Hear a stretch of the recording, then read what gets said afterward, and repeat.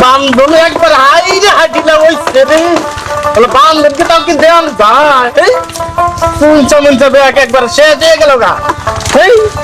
আরে পাইছে হ্যাঁ পাইছা আমি কি করে শুনু না বান্ধব বান্ধব এক সাইড আছে গা শালা পাইছে যে পাইছে এলাঙ্গাড়ের মুড়ি ছাড়া একবারে পাইছে কোন ভেক্কেলের পোলার এটা দোস্ত